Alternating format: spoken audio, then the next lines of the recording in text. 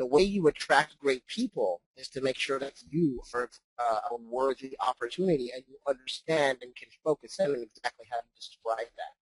So let's talk about hiring. And the first step really starts with the question, who are you as a company? What is special about the way you do what you do, and why should great talent be attracted to you? My late business mentor, a man by the name of Dan Taylor, who passed away this past Christmas, used to say this when I would go to coaching sessions. He would say to me, there is no lack of great talent. There is simply a lack of vision regarding business owners as they design their businesses. So the question I ask you to consider is, what is your vision for your company? How would you describe the magic that happens in your business? And there's always a little bit of magic as you create solutions for your company that somebody great would be attracted to.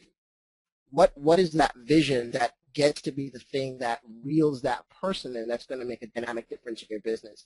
And every single person counts. So it doesn't matter if you are hiring a contract programmer, or if you're engaging a project manager, or if you're hiring an assistant or a virtual assistant, or somebody that's going to do your bookkeeping. Again, you are interested in attracting somebody who is going to be aligned with your vision for how you want to act. The next thing that we want to focus in on is, how would you describe your company's culture? So we know about your vision as an entrepreneur, but a lot of times business folks don't actually think about the environment that they've created for the people that are working with them. And so as you lead your business, or if you're a manager looking to create a culture in your team, and this really is a team environment, 15, 16 people together, not necessarily walking around in style in a parking lot, but more importantly, trying to do something very dynamic and very proficient with lots and lots of satisfaction for your customers. You have the ability to really create just rules of engagement.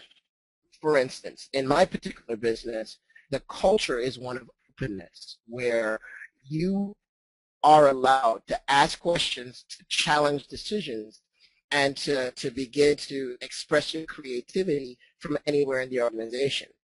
Now that comes at a price, where we may have more issues where people don't necessarily respect the status quo, and there isn't really a sense of reverence, and there really isn't a sense of seniority and honor there.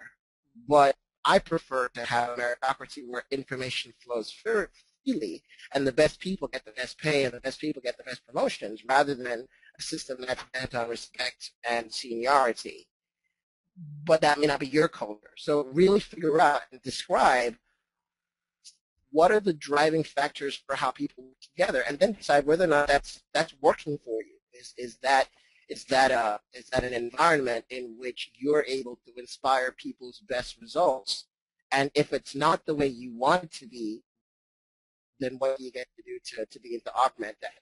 So again, really focusing on yourself first. When we're talking about attracting great people, we get to focus on the most important factor for those great people to be attracted to.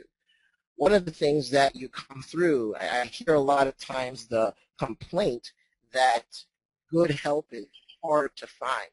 Well, that's not really been my experience, but I will tell you that instead I found that good help is really easy to select, because once you know who you are as a company, and you know exactly what kind of environment you as a business owner wish to work in and wish to inspire the folks that work with you, it becomes very easy to determine when a person presents themselves to potentially work with you or work for you, whether or not they're a good candidate to engage.